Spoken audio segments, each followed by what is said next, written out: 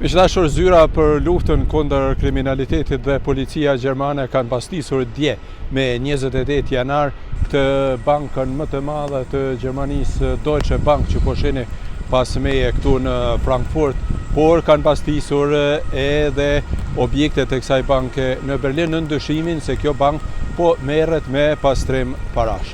Autoritetet njoftojnë se në pastisje kanë marrë pjesë shumë policë dhe prokurorë të shoqëruar pra nga prokurorët natyrisht, të cilët kanë pastisur këto objekte. Dyshohet se Deutsche Bank në fakt ka pastruar para në të kaluarën dhe se këto kanë lidhje me Rusin, pra më konkretisht kanë lidhje me oligarkin shumë të njohur Roman Abramovich, i cili dikur ka qenë edhe pronar i klubit shumë të njohur FC Chelsea të Londrës. Pra, siç e shihni këto objekte kanë qenë dje përfundimisht edhe në shënjestër të policisë, se cilat kanë qenë shumat e pastrimit të parave natyrisht që nuk mund të thuhet sakt, por kjo besoj se do të dihet në ditët e ardhshme. Zëdhënësi i Deutsche Bank ka deklaruar dje se ata janë të gatshëm të bashkëpunojnë me autoritetet, por deri tani nuk është asgjë më konkretisht. Dyshimet për pastrim parash nuk janë të reja në Deutsche Bank, sepse Deutsche Bank në këtë bank pra ka pasur kontrole edhe në vitin 2020.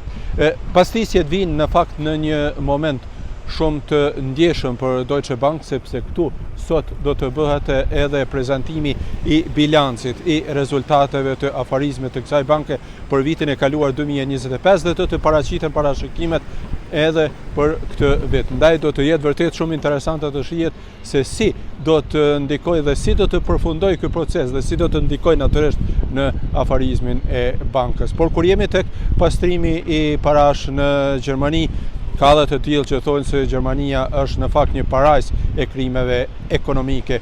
Në media gjermane është publikuar këto ditë se ka informacione edhe për rreth 100 miliardë euro të krimeve ekonomike dhe të pastrimit të parave, por natyrisht që këto nuk mund të sakcohen gjithmonë, sepse thjesht pra bëhet fjalë për krime dhe për çështje ilegale.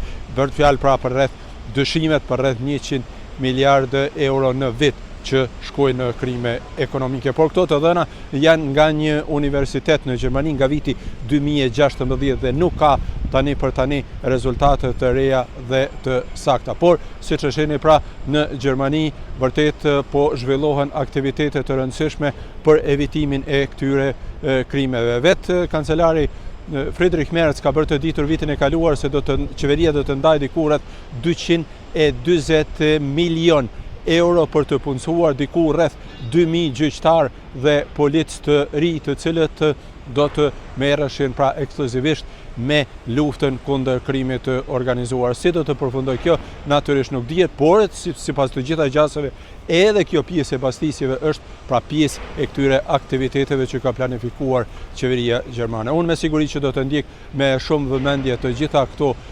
procese, sepse janë me rëndësi pra ta dim se si po zhvillohen gjërat, ndërsa ju nëse doni abonohuni në kanalet e mia dhe mos harroni ta shpërndani edhe këtë video. Faleminderit dhe ju përshëndes nga Frankfurti, i cili qenë ka sot me një kohë vërtet me borë, me një kohë të ftohtë, por detyra e gazetarit është kështu pra që të jetë në vendin e ngjarjes. Faleminderit dhe miropafshim.